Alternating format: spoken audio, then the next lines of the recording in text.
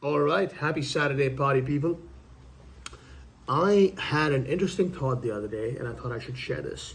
Maybe nobody has uncovered this, at least in the timepiece community, but I think I might have, and I might be onto something.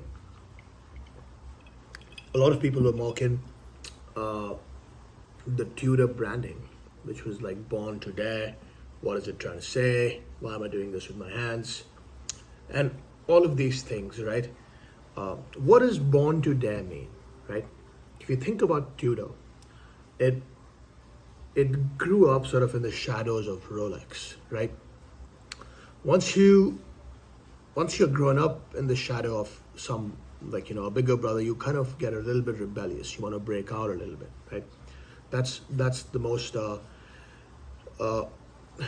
appropriate sort of thing that I can think of that Tudor would do. So when they say born to dare, they are daring to get out of the shadow of Rolex. Not, but their marketing can be confusing a little bit because they do sort of give that whole mountaineer, bicyclist sort of marketing sort of spin onto different things. But I think that's what confuses people about their brand value, right?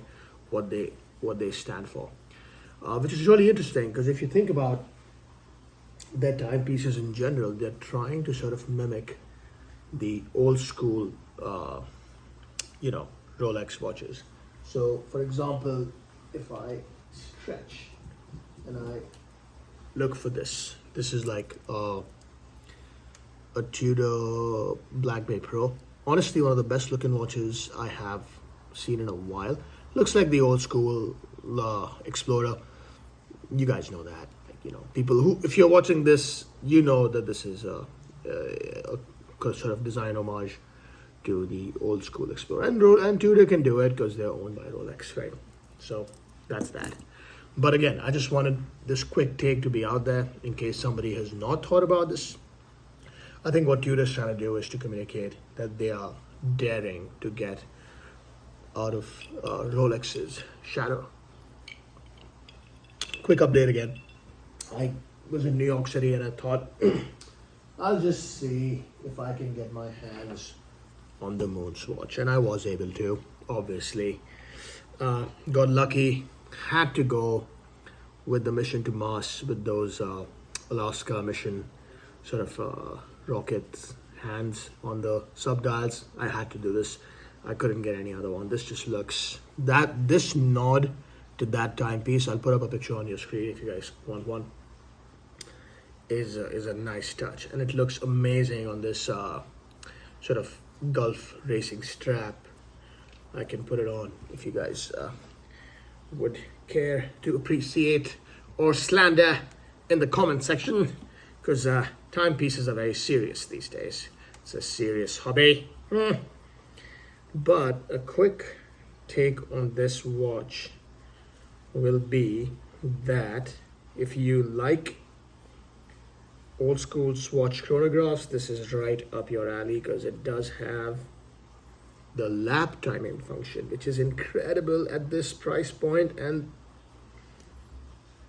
being branded with Omega. It looks good on the hand, on the strap, just a very fun look, nothing crazy, but functional as well. It's got the Omega name on the dial, which is iconic. They had to do the moon swatch with that. I don't know, but they had to go with the Speedmaster. It's evergreen, you know that. Looks good. The strap on this one, the stock strap, is just ridiculously sort of. It doesn't look good in my opinion. It has the Speedmaster branding with the Omega logo, which is screaming, look, I have an Omega timepiece, or whatever you want to say. But that's what it really is. But I think if you have not found out by now that I'm a bit of a attention sort of skipping, sort of ADHD sort of a person, which is all right. But if you value such insights, let me know.